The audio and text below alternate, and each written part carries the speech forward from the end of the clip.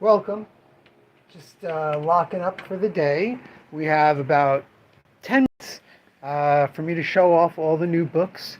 I want to wait until some people join us, hopefully. So we're going to stay on the live while I lock up the shop.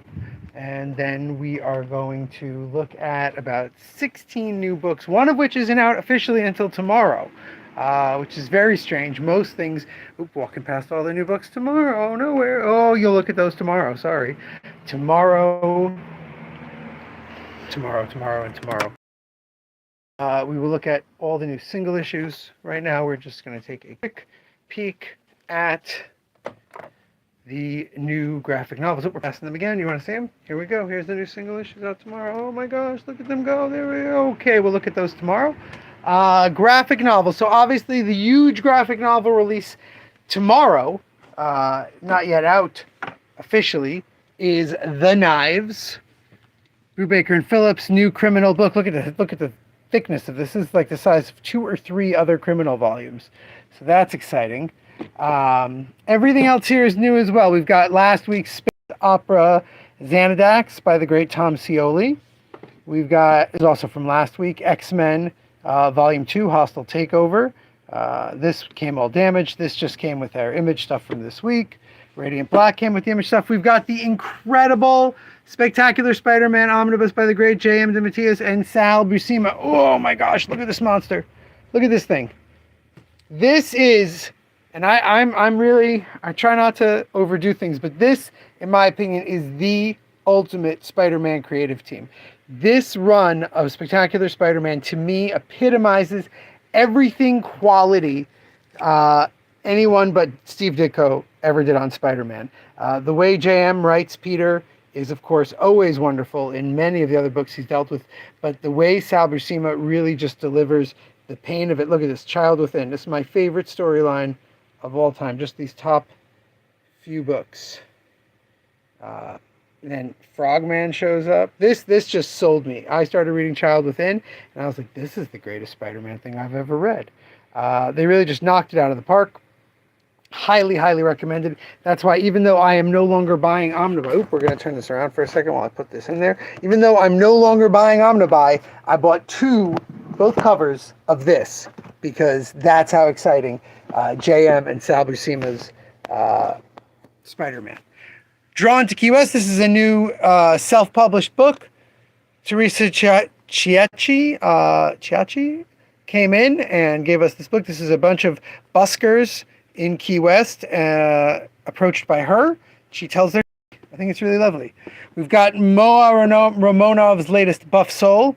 Super surreal stuff. Romance, sadness. Spider-Man Old School, New School. This is a Spider-Man comic that connects to the show that was on TV recently. This is a big deal. This is, in my opinion, the best thing that Marvel did when they took over Star Wars. When Marvel took over Star Wars, they did this Kanan story, which is the dude from Rebels, right? I never seen that show. But it shows what happens when Order 44? Order 44? Order 34? Whatever. 6. When the order goes off and all the Jedi are killed, how did he get away? That's a big secret in Rebels. And I just like this comic. Pepe Larraz's earliest work at Marvel, and just great Star Wars Jedi stuff. Speaking of great stuff from television, Batman 66. The Batman 66 miniseries that Jeff Parker wrote was incredible. Jonathan Case did the art on it, and it really captured the vibe and feel of the old show while updating it just a little for a modern comic. Order 66. Thank you, Doc. Really just tremendous stuff. Really feels like watching the old show. It even has a few of the crossovers they did. The Lost Episode, which is a Harlan Ellison written episode that never happened. Batman 66 meets Wonder Woman 77. Legion of Superheroes. Batman A Go-Go from Solo 7, which Mike Allred did. All great stuff, all in this giant collection.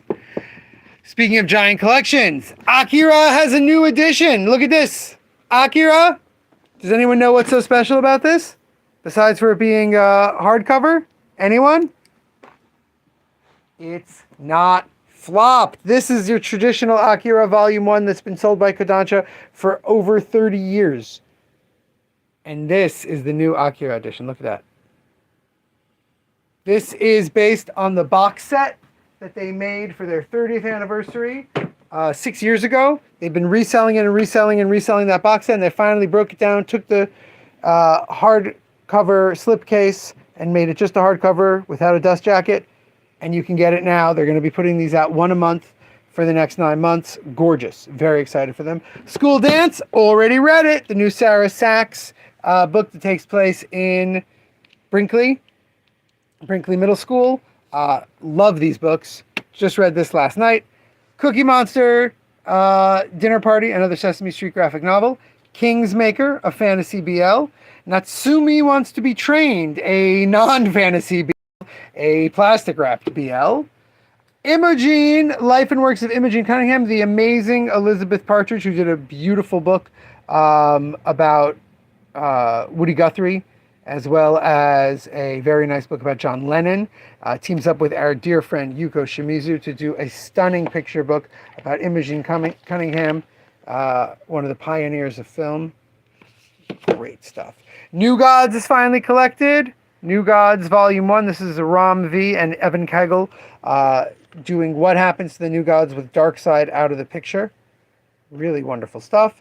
And Batman Year 100 is back in print. I was just telling someone, I said to somebody, look, you're excited for Batman? And he goes, well, no, I heard it's like brutal and extreme and really cool. And I said, look, you can get that. But if you want to know what they're going for in Absolute Batman, what the vibe is that they're trying to capture, it's Paul Pope's Batman Year 100. It's the madness, it's the kinetic craziness, and the new look at the same old thing that Paul Pope brought to Batman in this run. That is what the entire Absolute thing is about. This has been out of print now for about 3 or 4 years. I'm so happy it's back. And yeah, that is the 16 new graphic novels we have. We also, like I said, have tons of new single issues coming out tomorrow.